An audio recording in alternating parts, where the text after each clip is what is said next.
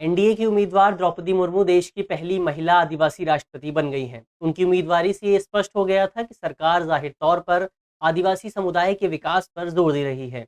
हालांकि जानकार हमेशा से इस बात को लेकर आवाज़ उठाते रहे हैं कि आज़ादी के इतने सालों बाद भी भारत का आदिवासी समुदाय अपनी बुनियादी ज़रूरतों के लिए संघर्ष कर रहा है।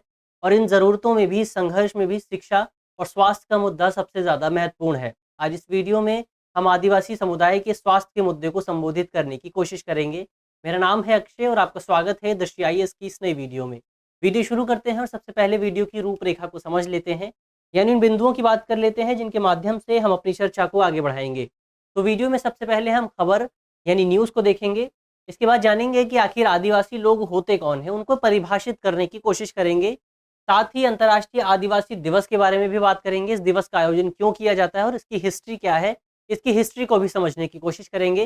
साथ ही ये भी जानेंगे कि भारत में आदिवासी समुदाय की मौजूदा समय में स्थिति क्या है, उसके मौजूदा परिदृश्य को समझने की कोशिश करेंगे। साथ ही आदिवासी समुदाय के समक्ष स्वास्थ्य क्षेत्र में स्वास्थ्य के मुद्दे को लेकर क्या-क्या चुनौतियाँ मौजूद हैं, क्या-क्या चैलेंजेस हैं और क्या-क्या मुद्दे हैं आदिवासी समुदायों से जुड़े, उन मुद्दों पर बात करेंगे। साथ ही अंतर्राष्ट्रीय स्तर पर आदिवासी समुदायों के लिए क्या व्यवस्था की गई है, उस व्यवस्था को समझेंगे। अंत में ये जानेंगे कि इस संबंध में क्या किया जा सकता है, सरकार किस तरह के कदम उठा सकती है, उन कदमों पर बात करेंगे। अंत में एक प्रश्न पर भी चर्चा करेंगे, प्रश्न मेंस का है और आप 250 शब्दों में से लिखने की कोशिश कर सकते हैं। आज का हमारा जो वीडियो है वो सामान्य अध्ययन प्रश्न पत्र 2 से संबंधित है। आप इसे शासन व्यवस्था, स्वास्थ्य, सरकारी नीतियाँ एवं हस्तक्षेप जैसे खंडों से जोड़कर देख सकते हैं। वीडियो शुरू करते हैं और सबसे पहले आज की न्यूज़ देख लेते हैं। आज की हमारी जो न्यूज़ है वो द हिंदू से है। हमारी खबर है launch a national tribal health mission, यानी इस पूरी खबर में सरकार के लिए एक सुझाव दिया गया है कि सरकार को जल्द से जल्द national tribal health mission launch करना चाहिए। साथ ही इसमें ये भी बात की गई है कि मौजूदा समय में आदिवासी समुदाय द्वारा किस तरह की चुनौतियों का सामना किया जा रहा है, खासतौर पर स्वास्थ्य क्षेत्र में, स्वास्थ्य के विषय को लेकर आदिवासी समुदाय के लिए किस मौजूदा समय में क्या-क्या मुद्दे मौजूद हैं, क्या-क्या विषय मौजूद हैं, क्या-क्या चुनौतियाँ मौजूद हैं, उसको लेकर इस पूरी आर्टिकल में, इस पूरी खबर में बात की गई है। चलिए आगे बढ़ते हैं और सबसे पहले आदिवासी कौन होते हैं, उनको परिभाषित करने की कोशिश कर लेते हैं। तो दुनिया भर में इस विषय को लेकर व्यापक स्तर पर बहस की जा रही है। दुनिया भर में तमाम विशेषज्ञ, तमाम जानकार, विद्वान इस पूरे विषय को, आदिवासियों को परिभाषित करने की हमेशा से ही कोशिश करते रहे हैं। और यही वजह है कि मौजूदा समय में कोई भी आदिवासियों की कोई भी यूनिवर्सल डेफिनेशन हमारे सामने मौजूद नहीं है, कोई भी सार्वभौमिक परिभाषा हमारे सामने मौजूद नहीं है।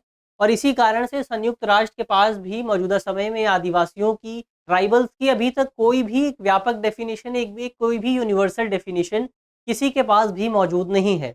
ऐसे में भारतीय संविधान की बात करें तो भारतीय संविधान में आदिवासी समुदाय का जिक्र अनुसूचित जाति यानी शेड्यूल कास्ट के रूप में किया गया है। भारतीय संविधान के अनुच्छेद 342 में अनुसूचित जाति को परिभाषित करते हुए कहा गया है कि अनुसूचित जाति ऐसे समुदाय या ऐसा समूह है जिसे राष्ट्रपति द्वारा अधिसूचना के माध्यम से अधिसूचित किया जाता है, एक नोटिफिकेशन के माध्यम से नोटिफाई किया जाता है।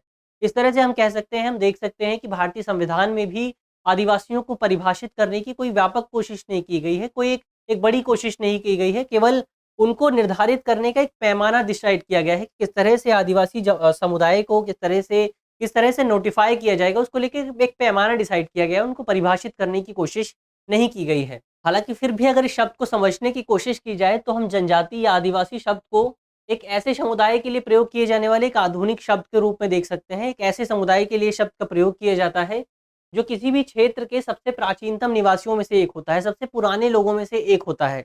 इसकी विशेषताओं की बात करें कि आदिवासी लोगों में हमें किस तरह की विशेषताएँ देखने को मिलती हैं, तो आदिवासी लोगों के पास लिखित पाठ पर आधारित कोई भी धर्म नहीं होता है। आदिवासी लोग एक रिटन टेक्स्ट पर आधारित किसी भी धर्म का पालन नहीं करते हैं।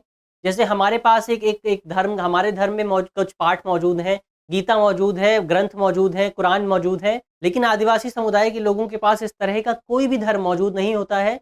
उनके पास जो धर्म है उसके लिए उनके पास कोई भी लिखित पाठ, कोई भी रिटन टेक्स्ट नहीं होता है। इसके अलावा आदिवासी समुदाय के लोगों के पास कोई भी राज्य या राजनीतिक पद्धति नहीं होती है, कोई भी पॉलिटिकल मेथड नहीं होता है, कोई भी मेथड नहीं होता है। इसके अलावा उनमें वर्ग विभाजन भी देखने को में नहीं मिलता है, लोग आपस में वर्ग के आधार पर नहीं बटे होते हैं। हालाँकि वर्ग विभाजन होता है, लेकिन वो वर्ग विभाजन इतना स्ट्रिक्ट नहीं होता है, इतना सख्त नहीं होता है, जितना कि हमें मौजूदा समय में अपने समुदाय में देखने को मिलता है। इसके अलावा आदिवासी समुदाय सामाजिक, आर्थिक, धार्मिक या रक्त संबंधों के आधार पर भी आपस में जुड़े होते हैं। तो ये तो हुआ किस तरह से आदिवासी समुदायों के बीच क्या-क्या उनकी विशेषताएँ होती हैं। हमने उनको एक तरह से परिभाषित करने की कोशिश की। अब आगे बढ़ते हैं और अंतर्राष्ट्रीय आदिवासी दिवस की बात कर लेते हैं कि इस दिवस को आखिर मनाया क्यों जाता है। तो प्रतिवर्ष अंतर्राष्ट्रीय स्तर पर 9 अगस्त को आदिवासी समुदाय के अधिकारों की रक्षा करने के लिए, आदिवासी लोगों के लिए बारे में आम लोगों के समक्ष जागरूकता पैदा करने के लिए अंतर्राष्ट्रीय स्तर पर अंतर्राष्ट्रीय आदिवासी दिवस का आयोजन किया जाता है। हम जानते हैं कि संयुक्त राष्ट्र की रिपोर्ट के मुताबिक दुनिया भर में 37 से 50 करोड़ आदिवासी लोग मौजूद हैं, स्वदेशी लोग मौजूद हैं और इन्हीं लोगों के अधिकारों की रक्षा करने के लिए, इन्हीं लोगों का संरक्षण सुनिश्चित करने के लिए संयुक्त राष्ट्र महासभा द्वारा 23 दिसंबर 1994 को इस संबंध में एक प्रस्ताव अपनाया गया था। किसने अपनाया था? यूएनजीए ने अपनाया था, यानी यूनाइटेड नेशन जनरल असेंबली ने अपनाया था, संयुक्त राष्ट्र महासभा ने अपनाया था और इसी प्रस्ताव के परिणाम स्वरूप 1995 में पहली बार अंतर्राष्ट्रीय स्तर पर अंतर्राष्ट्रीय आदिवासी दिवस का आयोजन किया गया था। अब यहाँ ये सवाल उठता है कि आखिर इस दिवस का आयोजन 9 अगस्त को ही क्यों किया जाता है? तो इस दिवस का आयोजन 9 अगस्त को किया जाता है क्योंकि 9 अगस्त के ही दिन मानव अधिकारों के प्रचार और संरक्षण पर संयुक्त राष्ट्र के उपायोग की स्वदेशी आबादी पर कार्यसमूह की पहली बैठक, इस पूरे कार्यसमूह की, इस वर्किंग ग्रुप की पहली बैठक आयोजित की गई थी और इसी वजह से हर साल 9 अगस्त को दुनिया भर में अंतर्राष्ट्रीय आदिवासी दिवस का आयोजन किया जाता है। अब यहाँ जान लेते हैं कि आखिर इस दिवस के आयोजन की ज़रूरत क्या है? ये दिवस क्यों महत्वपूर्ण हो जाता है? तो हम जानते हैं कि आदिवासी समुदाय की कुल आबादी दुनिया की कुल आबादी का केवल 5% है। यानी दुनिया की जो भी कुल आबादी है, जो भी टोटल पॉपुलेशंस है, उसमें से टोटल पॉपुलेशन में से केवल 5% पॉपुलेशन, केवल 5% आबादी ही आदिवासी समुदाय की है। लेकिन अब यहाँ दिलचस्प बात ये है कि दुनिया में जो भी गरीबी है, उस गरीबी में आदिवासी समुदाय की हिस्सेदारी 15% से भी ज़्यादा है। तो इस तरह से हम देख सकते हैं कि दुनिया भर में मौजूदा व्यापक स्तर पर आदिवासी समुदाय के बीच गरीबी मौजूद है। इसके अलावा आदिवासी समुदायों के बीच हमें व्यापक स्तर पर एक एक भाषाई और सांस्कृतिक विविधता देखने को मिलती है। दुनिया भर में जो भी आदिवासी समुदाय हैं, उनमें 7,000 से ज़्यादा भाषाएँ देखने को मिलती हैं और आदिवासी समुदायों के बीच 5,000 से ज़्यादा विभिन्न अलग-अलग तरह की संस्कृतियाँ देखने को मिलती हैं। तो इस तरह से आदिवासी समुदायों के बीच एक एक संस्कृति और भाषा को लेकर एक डाइवर्सिटी मौजूद है और इसी डाइवर्सिटी की रक्षा के लिए, उनके सामाजिक आर्थिक उत्थान को सुनिश्चित करने के लिए, उनकी डाइवर्सिटी की रक्षा करने के लिए, भाषाई और सांस्कृतिक विविधता की रक्षा करने के लिए अंतर्राष्ट्रीय स्तर पर हर साल अंतर्राष्ट्रीय आदिवासी दिवस का आयोजन किया जाता है। ये तो बात हुई अंतर्राष्ट्रीय आदिवासी दिवस के आयोजन की और भारत में आदिवासी समुदाय के बारे में बात कर लेते हैं, यानी कि मौजूदा समय में भारत में आदिवासी समुदाय की क्या स्थिति है, उस स्थिति को समझ लेते हैं। तो भारत में आधिकारिक तौर पर 705 अनुसूचित जातियों के समूह मौजूद हैं। 705 आदिवासी समूहों को अनुसूचित जाति के रूप में मान्यता प्रदान की गई है। इसमें भी सबसे ज़्यादा आबादी जो है वो मध्य प्रदेश में मौजूद है, यानी आदिवासी समुदाय के लोगों की सबसे ज़्यादा आबादी, सबसे ज़्यादा पॉपुलेशन मध्य प्रदेश में मौजूद है। इसके बाद ओडिशा, महाराष्ट्र और राजस्थान का नंबर आता है। इसके अलावा भारत के 7 राज्य ऐसे हैं जिसमें आदिवासी समुदायों की सबसे ज़्यादा आबादी देखने को मिलती है। इसमें मध्य प्रदेश, छत्तीसगढ़, झारखंड, ओडिशा, राजस्थान, गुजरात और मध्य प्रदेश शामिल हैं। अब ये तो वो राज्य हैं जिनमें हमें सबसे ज़्यादा आबादी आदिवासी लोगों की देखने को मिलती है। लेकिन सबसे विशेष बात ये है कि पूर्वोत्तर के राज्यों में हमें आदिवासी लोगों का कॉन्सेंट्रेशन, उनकी स्थिति, उनकी मौजूदगी सबसे ज़्यादा देखने को मिलती है। यानी आम लोगों की तुलना में आदिवासी लोगों की जो स्थिति है, वो सबसे ज़्यादा जो संख्या है, वो सबसे ज़्यादा पूर्वोत्तर के राज्यों में सबसे अधिक है। इसके अलावा एक दिलचस्प तथ्य ये भी है कि भारत में जो भी आदिवासी समुदाय के लोग मौजूद हैं, उन आदिवासी समुदाय के लोगों में से 90% लोग ग्रामीण क्षेत्रों में रहते हैं। अब जब वो ग्रामीण क्षेत्रों में रहते हैं तो ज़ाहिर तौर पर उनका विकास कुछ हद तक इसकी वजह से बाधित हुआ है। ज़ाहिर तौर पर उनकी स्थिति ग्रामीण क्षेत्रों में रहने की वजह से काफ़ी बेहतर नहीं है। इसी वजह से भारतीय संविधान में भी आदिवासी समुदायों की सुरक्षा सुनिश्चित करने के लिए, उनकी रक्षा करने के लिए तमाम तरह के प्रावधान किए गए हैं और इन प्रावधानों में से 5वीं अनुसूची और 6ठी अनुसूची काफ़ी प्रमुख हैं। 5वीं अनुसूची की बात करें तो 5वीं अनुसूची में असम, मेघालय, त्रिपुरा और मिज़ोरम को छोड़कर भारत के जो भी अनुसूचित क्षेत्र हैं, उन अनुसूचित क्षेत्रों में जनजातीय आबादी के हितों की रक्षा करने की बात की गई है। इसके अलावा 6ठी अनुसूची की बात करें तो 6ठी अनुसूची में असम, मेघालय, त्रिपुरा और मिज़ोरम को कवर किया गया है। यानी ये दोनों ही अनुसूचियाँ भारत में अनुसूचित क्षेत्रों की, अनुसूचित लोगों के अधिकारों की रक्षा सुनिश्चित करने के लिए प्रावधान करते हैं। अब दोनों अनुसूचियों की बात करें तो 5वीं दोनों अनुसूचियों में अंतर को समझने की कोशिश करें कि दोनों अनुसूचियों में क्या डिफरेंस है। दोनों ही जबकि भारत में अनुसूचित जातियों से संबंधित हैं, तो दोनों में डिफरेंस क्या है? तो 5वीं अनुसूची में निर्णय लेने का अधिकार राज्य के राज्यपाल को दिया गया है, गवर्नर को दिया गया है या फिर लोकल गवर्नमेंट को दिया गया है, जो कि वहाँ की राज्य सरकार है या फिर राज्य सरकार को दिया गया है।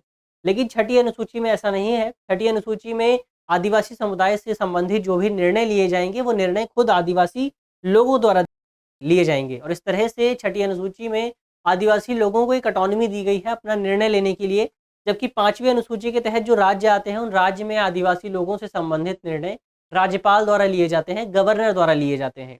तो ये तो बात हुई कि भारत में आदिवासी समुदाय की मौजूदा समय में क्या स्थिति है। अब आगे बढ़ते हैं और आदिवासी समुदाय के समक्ष स्वास्थ्य क्षेत्र को लेकर, स्वास्थ्य के विषय को लेकर क्या-क्या चुनौतियाँ मौजूद हैं, उन चुनौतियों पर बात कर लेते हैं। अब इस पर बात करने से पहले ये समझ लेना भी ज़रूरी है कि आदिवासी समुदाय मौजूदा समय में केवल स्वास्थ्य के मुद्दे पर ही इस चुनौतियों का सामना नहीं कर रहा है, बल्कि आदिवासी समुदाय तमाम अन्य क्षेत्रों में भी चुनौतियों का सामना कर रहा है। बुनियादी सुविधाओं के लिए संघर्ष कर रहा है। आदिवासी समुदायों के बीच साक्षरता दर काफ़ी कम है, लिटरेसी रेट काफ़ी कम है। आदिवासी समुदायों को जो शिक्षा प्राप्त होनी चाहिए, उन्हें वो शिक्षा प्राप्त नहीं होती, जिसकी वजह से आदिवासी समुदायों के बीच अपने अधिकारों को लेकर जागरूकता भी अभी मौजूदा समय में काफ़ी कम है। हालाँकि आज के टॉपिक में, आज के वीडियो में हम केवल स्वास्थ्य के मुद्दे को संबोधित करने की कोशिश करेंगे। तो बीते दिनों साल 2016 में लैंसेट में एक रिपोर्ट प्रकाशित हुई थी, एक अध्ययन प्रकाशित किया गया था। इस रिपोर्ट में बताया गया था कि पाकिस्तान के बाद भारत में आदिवासी समुदायों के बीच शिशु मृत्यु दर यानी चाइल्ड मोर्टेलिटी रेट सबसे ज़्यादा है। यानी चाइल्ड मोर्टेलिटी रेट के मामले में पाकिस्तान पहले नंबर पर है, शिशु मृत्यु दर के मामले में पाकिस्तान पहले नंबर पर है और भारत दूसरे नंबर पर है। ज़ाहिर तौर पर ये पूरी रिपोर्ट भारत के लिए काफ़ी चिंताजनक थी। इसके अलावा बीते दिनों साल 2018 में सरकार द्वारा गठित जनजातीय स्वास्थ्य विशेषज्ञ समिति ने आदिवासी स्वास्थ्य को लेकर अपनी पहली रिपोर्ट पेश की थी और इस रिपोर्ट में भारत में आदिवासी समुदायों के बीच स्वास्थ्य को लेकर क्या स्थिति है, उस स्थिति पर चर्चा की गई थी और साथ ही स्वास्थ्य को लेकर आदिवासी समुदायों के समक्ष क्या-क्या चुनौतियाँ आती हैं, उन चुनौतियों पर बात की गई थी। और इस पूरी समिति ने कुछ रिपोर्ट में अपनी कुछ रिकमेंडेशंस भी दी थी, कुछ सिफारिशें भी दी थी। अभी हम बात करते हैं कि उस पूरी समिति ने क्या-क्या चुनौतियाँ बताई थी, कि आदिवासी समुदाय के समक्ष मौजूदा समय में स्वास्थ्य विषय को लेकर क्या-क्या चुनौतियाँ मौजूद हैं, उन चुनौतियों पर बात करते हैं। तो इसमें सबसे पहली चुनौती ये है कि आदिवासी क्षेत्रों की, आदिवासी लोगों की पहचान की चुनौती, उनको आइडेंटिफ़ाई करने की चुनौती। क्योंकि इस रिपोर्ट में बताया गया था कि कई आदिवासी लोग ऐसे भी हैं जो अनुसूचित क्षेत्रों से बाहर रहते हैं, उनके संकेंद्रण से बाहर रहते हैं। हम जानते हैं कि मौजूदा समय में आधिकारिक तौर पर भारत में आदिवासी लोग कुल 809 ब्लॉक्स में रहते हैं और इन ब्लॉक्स को अनुसूचित क्षेत्रों के नाम से, शेड्यूल एरियाज़ के नाम से जाना जाता है। लेकिन इस रिपोर्ट में बताया गया था कि भारत में कई आदिवासी लोग ऐसे भी हैं जो इन ब्लॉक्स में नहीं रहते। आधी से ज़्यादा जनजातीय आबादी ऐसी है जो इन अनुसूचित क्षेत्रों में नहीं रहती है, बल्कि इन अनुसूचित क्षेत्रों से बाहर रहती है, जिसकी वजह से उन लोगों को, वो जो आदिवासी लोग हैं जो अनुसूचित क्षेत्रों से बाहर रहते हैं, उन्हें चुनौतियों का सामना करना पड़ता है। उन्हें किसी भी तरह का सरकार द्वारा दिया गया लाभ नहीं मिलता है और साथ ही उन्हें अपने आस-पास के लोगों से एक एक उत्पीड़न का सामना करना पड़ता है, एक डिस्क्रिमिनेशन होता है उनके साथ और साथ ही उन्हें तमाम स्तरों पर, तमाम सुविधाओं के लिए चुनौतियों का सामना करना पड़ता है। इसके अलावा इस रिपोर्ट में बताया गया था कि भारत में अन्य बच्चों की तुलना में आदिवासी बच्चों में कुपोषण का जो प्रतिशत है, वो 50% से भी ज़्यादा है। भारत में आदिवासी बच्चों के बीच जो कुपोषण का प्रतिशत है, वो लगभग 42% के आसपास है, यानी लगभग 42% बच्चों में कुपोषण का कुछ न कुछ रूप हमें देखने को मिलता है, जबकि भारत के अन्य बच्चों में कुपोषण का ये प्रतिशत मात्र 28% के आसपास है। तो इस तरह से ज़ाहिर तौर पर आदिवासी समुदाय के जो बच्चे हैं, उन बच्चों में कुपोषण की मात्रा हमें ज़्यादा देखने को मिलती है। इसके अलावा इसी रिपोर्ट में ये भी बताया गया था कि भारत में आदिवासी समुदायों के बीच मलेरिया और तपेदिक जैसे संचारी रोग एक चुनौती उत्पन्न कर रहे हैं। इन रोगों से निपटना आदिवासी समुदायों के लिए काफ़ी चुनौतीपूर्ण हो गया है। हम जानते हैं कि भारत में देश की कुल आबादी में आदिवासी समुदायों की हिस्सेदारी 8.6% के आसपास है। लेकिन अब यहाँ दिलचस्प बात ये है और डरावनी बात ये है कि भारत में मलेरिया के कारण जो भी मौतें होती हैं, जो भी मृत्यु होती है मलेरिया की वजह से, उसमें से आधी से ज़्यादा मौतें तो अकेले जनजातीय आबादी, जनजातीय लोगों के बीच देखने को मिलती हैं, आदिवासी समुदायों के बीच देखने को मिलती हैं। तो ज़ाहिर तौर पर ये स्वास्थ्य के लिए आदिवासी समुदायों के समक्ष एक सबसे बड़ी चुनौती है। इसके अलावा एक बड़ी चुनौती ये भी है, जो कि हमें ख़ास तौर पर अफ्रीका जैसे क्षेत्रों में देखने को मिलती है, जहाँ आदिवासी लोगों की आबादी काफ़ी ज़्यादा है। वो चुनौती ये है कि आदिवासी लोगों के जंगल काट दिए गए हैं, उन्हें जंगलों से अलग कर दिया गया है, जिसकी वजह से उनके पास जो पुराने मेथड थे, जो मेडिसिन के पुराने मेथड मौजूद थे, अब वो मेथड समाप्त हो गए हैं। जिसकी वजह से अब वो अपना उपचार करने में सक्षम नहीं रह गए हैं। इसके अलावा इस रिपोर्ट में ये भी बताया गया है कि मौजूदा समय में आदिवासी समुदायों के बीच मानसिक स्वास्थ्य की संख्या में भी लगातार बढ़ोतरी देखने को मिल रही है। आदिवासी समुदाय के लोगों के बीच हमें मानसिक स्वास्थ्य, खासतौर पर डिप्रेशन और अवसाद की घटनाएं ज़्यादा देखने को मिल रही हैं। इसके अलावा रिपोर्ट में बताया गया है कि आदिवासी समुदाय, खासतौर पर आदिवासी जो क्षेत्र हैं, उन क्षेत्रों में बुनियादी सुविधाओं की भी काफ़ी कमी है। हमने पहले ही बात की, हम जानते हैं कि मौजूदा समय में आदिवासी लोगों की जो आर्थिक स्थिति है, वो आर्थिक स्थिति काफ़ी ख़राब है। भारत में जो भी लोग गरीबी रेखा से नीचे हैं, उसमें आदिवासी लोगों की हिस्सेदारी सबसे ज़्यादा है, जिसकी वजह से आदिवासी लोग सरकारी अस्पतालों और स्वास्थ्य केंद्रों पर ज़्यादा से ज़्यादा निर्भर करते हैं। सबसे ज़्यादा सरकारी अस्पतालों और स्वास्थ्य केंद्रों पर निर्भर करते हैं। लेकिन आदिवासी क्षेत्रों में, जिन क्षेत्रों में आदिवासी लोग रहते हैं, अनुसूचित क्षेत्रों में अस्पतालों की, स्वास्थ्य सुविधाओं की भारी कमी देखने को मिलती है। उदाहरण के लिए भारत के अन्य क्षेत्रों की तुलना में आदिवासी क्षेत्रों में अस्पतालों में 27 से 40% कमी देखने को मिलती है। आदिवासी क्षेत्रों में अस्पताल 27 से 40% कम है। इसके अलावा आदिवासी क्षेत्रों में अन्य क्षेत्रों की तुलना में डॉक्टरों की भी 33 से 84% की कमी देखने को मिलती है। तो इस तरह से ज़ाहिर तौर पर भारत में आदिवासी समुदायों के बीच स्वास्थ्य सुविधाओं की बुनियादी एक भारी कमी देखने को मिल रही है। साथ ही रिपोर्ट में ये भी कहा गया था कि भारत में स्वास्थ्य, राष्ट्रीय स्तर पर स्वास्थ्य नीति के निर्माण में आदिवासी समुदायों की हिस्सेदारी काफ़ी कम रहती है। उनको ज़्यादा प्रतिनिधित्व नहीं दिया जाता है, ज़्यादा रिप्रेजेंटेशन नहीं दिया जाता है, जिसकी वजह से भारत में अभी तक कोई भी आदिवासी विशिष्ट स्वास्थ्य नीति नहीं बनी है। कोई भी ट्राइबल स्पेसिफिक अभी तक स्वास्थ्य नीति भारत में देखने को नहीं मिली है। इसके अलावा आदिवासी समुदायों की राजनीतिक उपेक्षा भी एक बड़ा विषय रहा है। हमेशा से राजनीति में आदिवासी समुदाय के लोगों को उतना ज़्यादा प्रतिनिधित्व नहीं दिया गया जितना वो डिज़र्व करते थे, जितनी उनको ज़रूरत थी, जिसकी वजह से मौजूदा समय में वो बुनियादी सुविधाओं के लिए संघर्ष कर रहे हैं। ये तो बात हुई आदिवासी समुदायों के समक्ष क्या-क्या चुनौतियाँ मौजूद हैं। अब आगे बढ़ते हैं और आदिवासी समुदायों के लिए अंतर्राष्ट्रीय स्तर पर क्या व्यवस्था की गई है, उस व्यवस्था पर बात कर लेते हैं। तो मौजूदा समय में अंतर्राष्ट्रीय स्तर पर आदिवासी समुदायों के अधिकारों की रक्षा करने के लिए 13 सितंबर 2007 पर संयुक्त राष्ट्र महासभा ने स्वदेशी लोगों के अधिकारों पर संयुक्त राष्ट्र घोषणा को, कन्वेंशन को अपनाया था। ये जो दस्तावेज है, वो स्वदेशी लोगों के अधिकारों पर सबसे महत्वपूर्ण दस्तावेज में से एक माना जाता है और इस दस्तावेज के माध्यम से स्वदेशी लोगों के अस्तित्व, उनके सम्मान और कल्याण के लिए न्यूनतम मानक निर्धारित करने की कोशिश की गई थी। मिनिमम स्टैंडर्ड्स, उनके कल्याण के लिए किस किस तरह के मिनिमम स्टैंडर्ड्स होने चाहिए, वो स्टैंडर्ड निर्धारित करने की कोशिश की गई थी। अब इस पूरे कन्वेंशन में 3 अनुच्छेद सबसे महत्वपूर्ण हैं। जो अनुच्छेद हमारे लिहाज से महत्वपूर्ण हो सकते हैं, उसमें 3 अनुच्छेद ऐसे हैं जो सबसे महत्वपूर्ण हैं। पहला अनुच्छेद है अनुच्छेद 7। अनुच्छेद 7 में कहा गया है कि स्वदेशी व्यक्तियों को जीवन का अधिकार है, उनको शारीरिक और मानसिक अखंडता का अधिकार है, इंटीग्रिटी का अधिकार है और साथ ही उन्हें स्वतंत्रता का भी अधिकार है। यानी अनुच्छेद 7 में उनके अधिकारों की बात की गई है। इसके बाद आता है अनुच्छेद 38। अनुच्छेद 38 में कहा गया है कि सरकार स्वदेशी लोगों के साथ परामर्श करेगी, उनके साथ सहयोग करेगी और सहयोग करके तमाम तरह के उपाय करेगी ताकि इस पूरे कन्वेंशन में जो भी उद्देश्य निर्धारित किए गए हैं, उन उद्देश्यों को जल्द से जल्द प्राप्त किया जा सके, आदिवासी लोगों के अधिकारों को सुनिश्चित किया जा सके, उनके अधिकारों का संरक्षण सुनिश्चित किया जा सके। इसके अलावा अनुच्छेद 39 भी संबंध में काफ़ी महत्वपूर्ण है। अनुच्छेद 39 में कहा गया है कि अधिकारों के उपयोग हेतु, यानी इस पूरे कन्वेंशन में आदिवासी लोगों को जो अधिकार दिए गए हैं, उन अधिकारों के उपयोग हेतु स्वदेशी लोगों को राज्य यानी सरकार और अंतर्राष्ट्रीय सहयोग के माध्यम से वित्तीय एवं तकनीकी सहायता प्राप्त करने का अधिकार है। यानी जो भी उन्हें अधिकार दिए गए हैं, उन अधिकारों का उपयोग करने के लिए आदिवासी लोग सरकार से सहायता ले सकते हैं, अंतर्राष्ट्रीय सहयोग प्राप्त कर सकते हैं, तकनीकी सहयोग प्राप्त कर सकते हैं और आर्थिक सहयोग प्राप्त कर सकते हैं। ये तो हुई कि अंतर्राष्ट्रीय स्तर पर क्या व्यवस्था की गई है, और अंत में बात कर लेते हैं कि इस संबंध में क्या-क्या किया जा सकता है, किस तरह के उपाय अपनाए जा सकते हैं और इन उपायों का ज़िक्र और जो समिति गठित की गई थी सरकार द्वारा आदिवासी समुदायों के स्वास्थ्य को लेकर, उस समिति ने अपनी रिपोर्ट में भी किया था।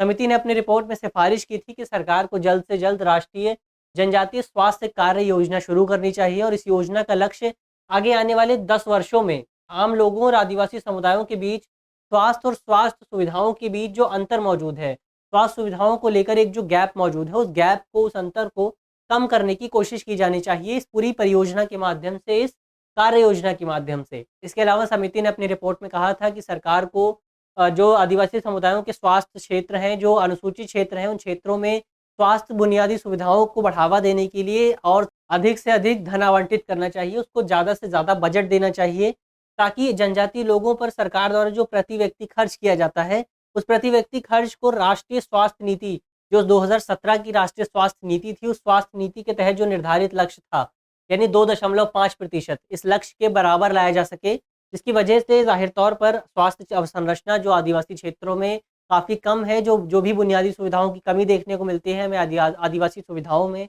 अस्पताल कम हैं, डॉक्टर्स कम हैं। तो जब इस तरह का निवेश किया जाएगा, अतिरिक्त धन आवंटित किया जाएगा, तो ज़ाहिर तौर पर इस पूरी अवसंरचना को और ज़्यादा विकसित किया जा सकेगा।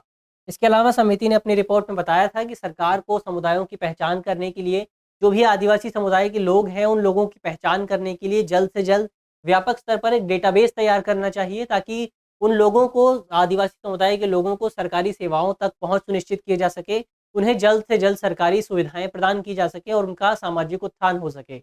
ये तो बात हुई कि इस संबंध में क्या-क्या उपाय किए जा सकते हैं। अब अंत में एक प्रश्न की चर्चा कर लेते हैं। प्रश्न मेंस का है और आप 250 शब्दों में इसे लिखने की कोशिश कर सकते हैं। प्रश्न है, भारत में आदिवासी समुदाय द्वारा स्वास्थ्य के मुद्दे पर विशेष तौर पर चुनौतियों का सामना किया जा रहा है। कथन के संदर्भ में मौजूदा स्वास्थ्य मुद्दों का उल्लेख करते हुए संबंधित उपायों पर चर्चा कीजिए। यानी आपको बात करनी है कि किस तरह से भारत में स्वास्थ्य विषय को लेकर आदिवासी समुदाय के समक्ष क्या-क्या चुनौतियाँ मौजूद हैं और इन चुनौतियों से निपटने के लिए क्या-क्या उपाय किए जा सकते हैं। इसका जवाब आपको 250 शब्दों में लिखना है। इसके अलावा आप कमेंट बॉक्स में बता सकते हैं कि भारत में सबसे ज़्यादा आदिवासी समुदायों की आबादी किस राज्य में मौजूद है। मुझे आशा है कि इस वीडियो के माध्यम से जिन भी बिंदुओं पर चर्चा की गई है, वो आपको समझ में आएँगे और अगर आपके प्रश्न पत्र में इससे संबंधित कोई भी सवाल आता है, तो आप उसे आसानी से हल कर सकेंगे। धन्यवाद।